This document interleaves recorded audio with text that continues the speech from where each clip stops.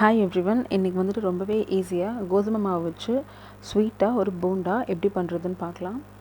அதுக்கு நான் ஒரு கப் அளவுக்கு கோதுமை மாவு எடுத்திருக்கேன் ஒரு பவுலில். அது கூடவே 1 டீஸ்பூன் அளவுக்கு சீரகம் சேர்த்துக்கிறேன். 1/4 கப் அளவுக்கு தேங்காய் துருவி சேர்த்துக்கிறேன்.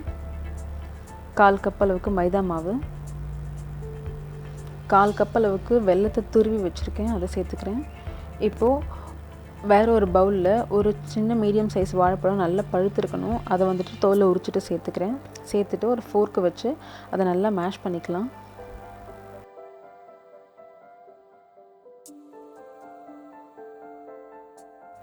இப்போது மேஷ் பண்ண வாழைப்பழத்தை வந்து இந்த மாவு கலவை இருக்கு இல்லையா, அதில் சேர்த்துக்கிறேன்.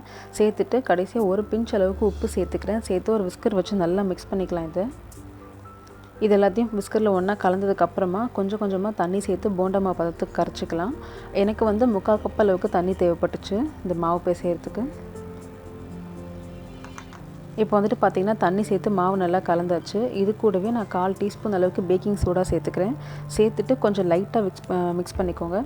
மிக்ஸ் பண்ணிவிட்டு இதை மூடி போட்டு ஒரு 3 மணி நேரம் வந்துட்டு தனியாக அப்படியே ஊற வச்சிடலாம். 3 மணி நேரத்துக்கு அப்புறம் பார்த்திங்கன்னா மாவு வந்துட்டு நல்லா ஊறிடுச்சு.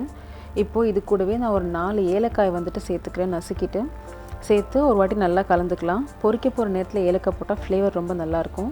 ஸோ இப்போ எண்ணெயை நல்லா காய வச்சுட்டு இந்த மாவு வந்துட்டு ஒரு கரண்டிலே எடுத்து சேர்த்துக்கலாம். இந்த மாதிரி நீங்கள் எண்ணெயில் போட்ட உடனே பார்த்தீங்கன்னா உங்களுக்கு பார்த்தாலே தெரியும், நான் ஒன்று போட்டு முடிச்சுட்டு அடுத்தது போடுறதுக்குள்ளே முதல்ல போட்டது உப்பி மேலே வந்து ஃப்ளோட் ஆக ஆரம்பிச்சிருச்சு. 2 பக்கமும் வந்து நல்லா கோல்டன் கலரில் வந்ததுக்கப்புறமா அதை அடுப்புலேருந்து எடுத்துட வேண்டியது தான். அவ்வளோதான், ரொம்பவே ஈஸி அண்ட் டேஸ்டியான ஒரு ஸ்வீட் போண்டா ரெடி. இது பாருங்கள் எப்படி நல்லா சாஃப்டாக ஸ்பாஞ்சியாக இருக்குது பாருங்கள். பேக்கிங் சோடா போட்டு நீங்கள் கண்டிப்பாக 3 மணி நேரம் வந்துட்டு இந்த மாவு வந்து ஊற வைக்கணும். ஏன்னா 3 மணி நேரம் வந்து நல்லா ஃபர்மெண்ட் ஆனால் தான் உங்களுக்கு போண்டா வந்து நல்லா சாஃப்டாக வரும்.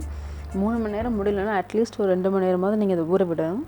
அப்போ தான் வந்துட்டு உங்களுக்கு இந்த போண்டா வந்து நல்லா சாஃப்டாக வரும். ரொம்பவே ஈஸியான ரெசிபி. சப்போஸ் இதை நீங்கள் மார்னிங் செய்ய போகிறீங்கனாக்கா ஒரு காலையில் எந்திரிச்சோன்னே இதை போட்டு பிசைஞ்சு வச்சிட்டிங்கன்னா நீங்கள் டிஃபன் செய்கிற நேரத்துக்கு ஒரு 9 மணிக்கு இதை செஞ்சிடலாம். ஸோ அவ்வளோ ஈஸியாக இருக்கும். கண்டிப்பாக ட்ரை பண்ணி பாருங்கள். தேங்க்ஸ் ஃபார் வாட்சிங்.